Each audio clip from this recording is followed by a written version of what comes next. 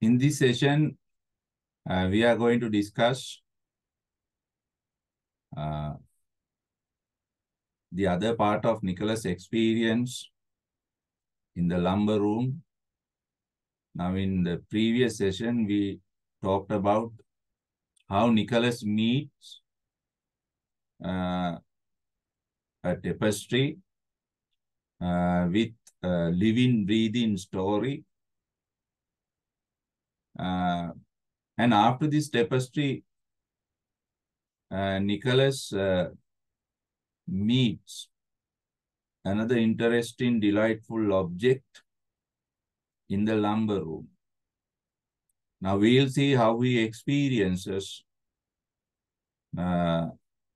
this object and other objects later he finds. Okay, please take the text into your hand and let's see how Nicholas feels, experiences other strange objects in the lumber room. Go to page 34, last paragraph. Page 34, last paragraph. But there were other objects of delight. Now, objects of delight. Objects that may give you mental happiness. Delight means happiness to your mind. Objects of delight and interest, claiming his attention, taking, catching, arresting Nicholas' instant attention. Nicholas is attracted instantly, quickly to these objects. Here were quaint. Nicholas next finds, second object he finds, quaint twisted candlesticks. Quaint. Quaint means somewhat old or strange. Candlesticks. What are candlesticks? Candlesticks are some holders for candles. I will show you some visual image of a candlestick.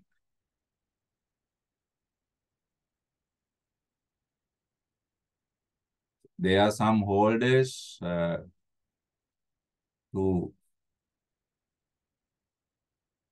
keep candles.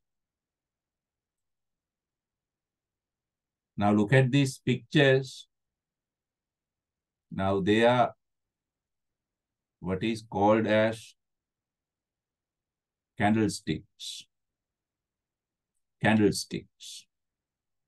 Now Nicholas finds such old candlesticks. All candlesticks in the lumber room. They are in the shape of snakes. They look like snakes. They look like snakes. But therefore, Nicholas does not touch them or go near them because they look like snakes. Nicholas is afraid of touching snakes. Living snakes in the shape of snakes. Then the other object he finds, a teapot. Teapot, you know teapot. It looks like a china duck. It's like a ceramic duck created by clay, ceramic. Ceramic means clay used to create plates. Ceramic duck. Now, all these things have some life. Candlesticks are like snakes. And this teapot is like a duck. Very beautiful. Duck-shaped teapot. And Nicholas imagines through the open beak of this duck, tea was supposed to come. Now Nicholas imagines how this living duck gives him tea out of its beak. This is his smart thinking. He gives life to this teapot and he imagines it as a duck giving him tea. He criticizes the teapot that aunt uses in the house for children. Underline, how dull and shapeless the nursery teapot seemed in comparison. Now, Nicholas is critical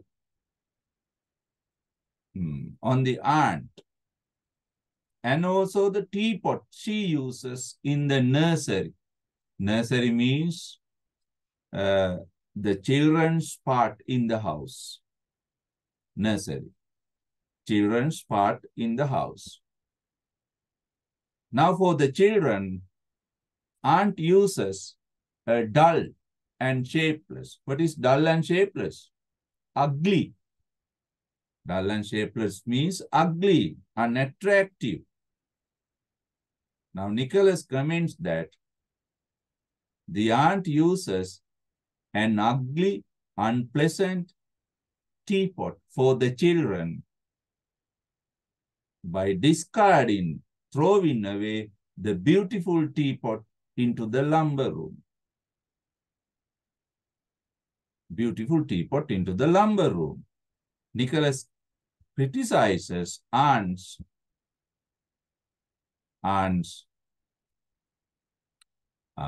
lack of taste for beauty.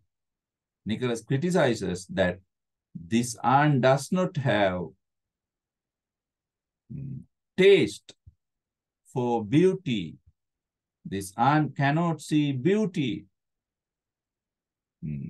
She has no eyes to see the beauty. That is his criticism. Then the other object, there was a carved sandalwood box. Next object. Carved sandalwood box. Right. Carved sandalwood box.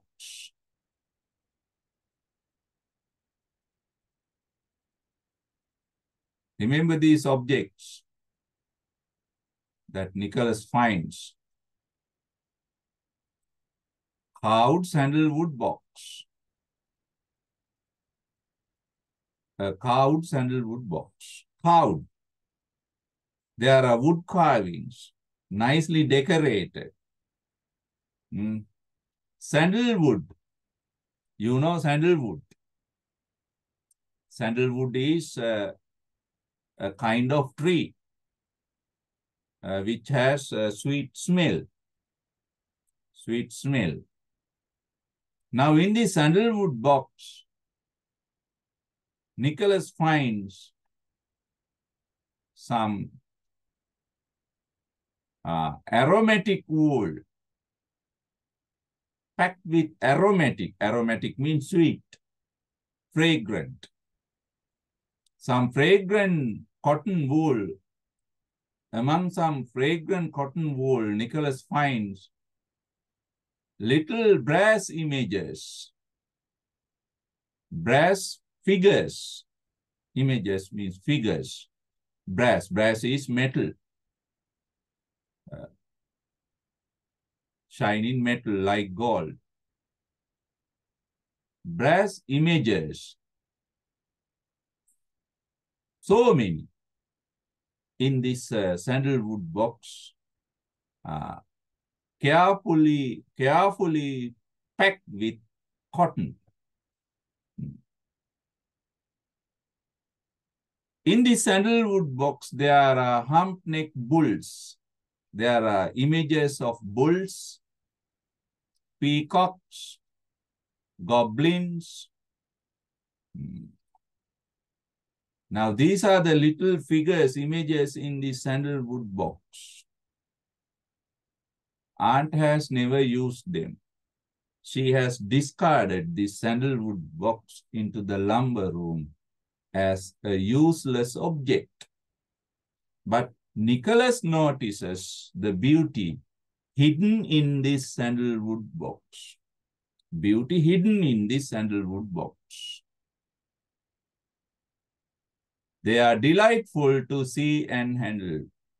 But for Nicholas, these objects are quite delightful, gives him happiness to touch. Okay? Then after this sandalwood box, Nicholas goes forward, and he finds another object. What is this time?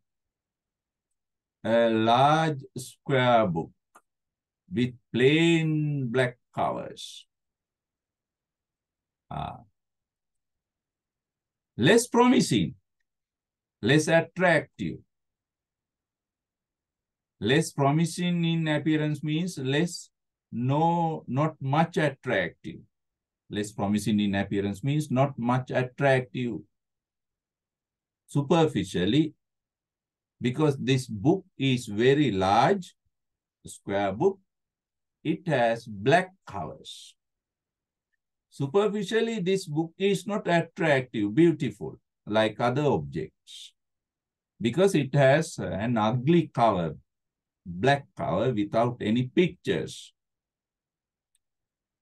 But Nicholas does not reject it because as it is black, ugly. Nicholas takes the book and opens it. Nicholas peeped into it, looked into it. Peep means looked. Nicholas looked into this book and behold, and he happens to see, notices. It was full of colored pictures of birds. In this ugly book, there is beauty. In this ugly book, there is beauty. What is beauty? This book has so many colorful pictures of birds. So many colorful pictures of birds. What is the idea? Superficially things, some objects or people may be unattractive, ugly, superficially. But underneath, there can be maybe some beauty. Therefore, don't judge people or things by appearance. That is the lesson Nicholas teaches us. Don't judge things or people by their appearance because they have some unseen beauty within them. Nicholas opens this ugly book and inside it is not ugly, it is beautiful. Such birds, so many birds. In the garden, in Nicholas' garden, or in the lanes where he walked, in the roads, when he went for a walk, Nicholas came across, Nicholas found few birds, a small number of birds, of which the largest were occasional magpie. Now, Nicholas often meets magpie or wood pigeon. They are the common birds Nicholas meets in his garden. There are not many birds in Nicholas' garden. Only magpie or wood pigeon. But in this book, there are so many colorful birds. So many colorful birds. Delightful to see. Happy to see them. It gives Nicholas much pleasure. Nicholas has never seen these birds in his garden. Nicholas feels that he is in a bird's paradise. He is in a bird's paradise. Now, what are the birds Nicholas finds? You better go to internet and find out the pictures. Herons,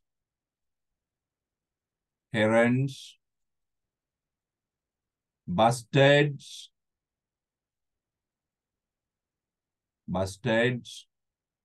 heights,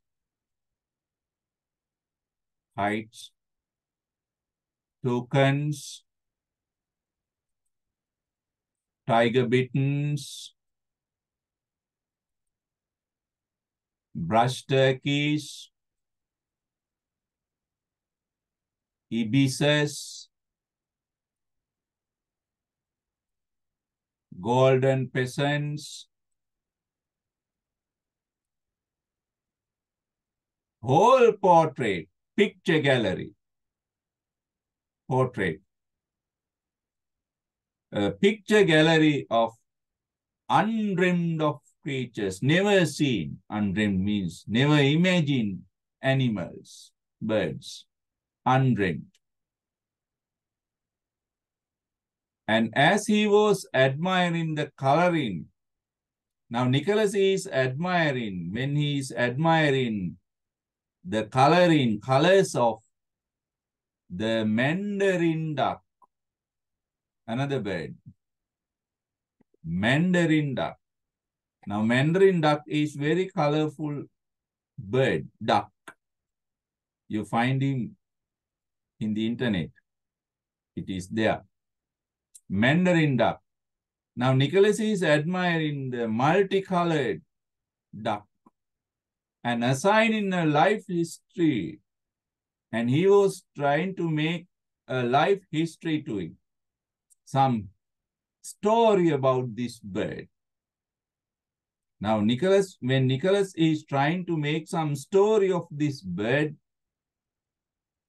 the voice of his aunt's voice, aunt's calling him in a shrill vociferation, shrill tone, rough words.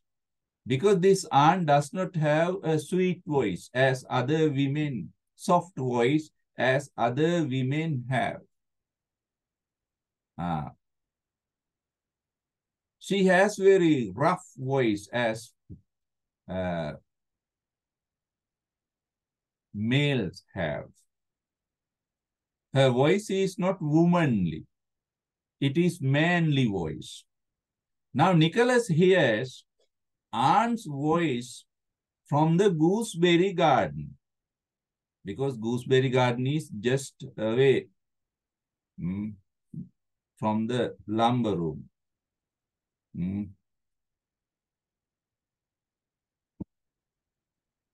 The walls of the lumber room separates the gooseberry garden from it. Now aunt calls him in a rough tone. When Nicholas is trying to make a story for the mandarin duck of his name, Nicholas' name, aunt is calling Nicholas' name. Nicholas. That is aunt's voice. From the gooseberry garden without, non-stop, right? Because aunt thinks Nicholas is in the gooseberry garden, Therefore, she is going here and there in the gooseberry garden calling Nicholas. But Nicholas is not in the gooseberry garden, we know. He is in the lumber room.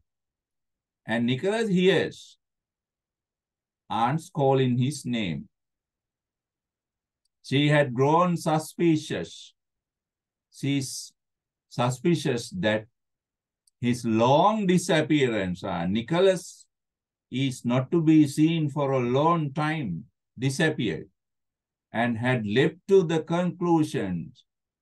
She decided, leapt to the conclusion means she decided that he had climbed over the wall. Nicholas had climbed over the wall behind the sheltering means covering screen of lilac bushes. Lilac is a kind of plant. Now aunt thinks that Nicholas has entered the gooseberry garden, hiding behind the lilac bushes, jumping over the wall.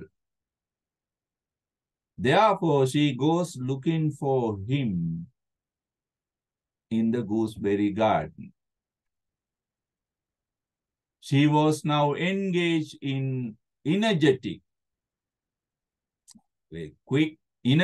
and rather hopeless search. Now, Aunt's search for Nicholas is hopeless, useless. Why? Nicholas is not there among the artichokes and raspberry canes. Artichokes and raspberry canes are two plants, bushes, but she does not find. But she calls Nicholas. Nicholas, Nicholas, she screamed, she shouted. Underline, you are to come out of at this time, because I can see you all the time. You are to come out of this at once. At once means quickly. Please, immediately come out of your hiding place, because I can see you all the time. This is another lie.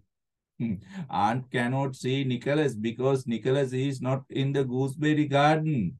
But she pretends to know she can see him. She can see him. This is how she tells lies to impress children, to frighten children. Nicholas is very happy to hear these words. He laughs in the lumber room. It was probably the first time for 20 years. It is after 20 years someone laughed or smiled in that lumber room. Now writer mentions in a sarcastic way. Now it is the first time someone laughs in the lumber room. Now this aunt is not a laughing, smiling woman. She is a matter-of-fact character. No smile, no humor in her face. She is a robotic character, right? Now Nicholas knows it is time to end his expedition. It is time to stop his lumber room journey, because now aunt may come at any moment into the house. Before she comes, Nicholas must come out of the lumber room and keeps everything as they were. Presently, the angry repetitions of Nicholas' name. Now suddenly, aunt's angry calling, repeating Nicholas' name, gave way. Gave way means turned into a shriek, a sharp cry, shouting for somebody to come quickly. Now suddenly aunt shouts for help. Help, help, help, please help me. Now she is in trouble. she's in trouble, some trouble. Nicholas knows that. Therefore, Nicholas shut the book, that large black book. He shut it, restores it, keeps it back carefully to its place in the corner, and shook some dust. He put some dust on the book to hide his finger marks. Now there are Nicholas' finger marks. Therefore, he put some dust to cover up, hide that finger marks. He is very careful. You see his carefulness, his smartness in hiding all evidence of his visit into the lumber room. Lock the door. He locked the door as it was and replaced the key, put the key back in the library room, exactly where he had found it. He runs out of the lumber room. His aunt was still calling his name when he sauntered into the front garden. Aunt is still calling him. When he sauntered, went, ran quickly, dashed. Sauntered means ran quickly into the front garden. Now that is the end of Nicholas' expedition into the lumber room. He fails to explore the whole room, but partly he explores the whole lumber room. Because of aunt's calling his name, he happens to end the journey, this expedition, and comes out of it.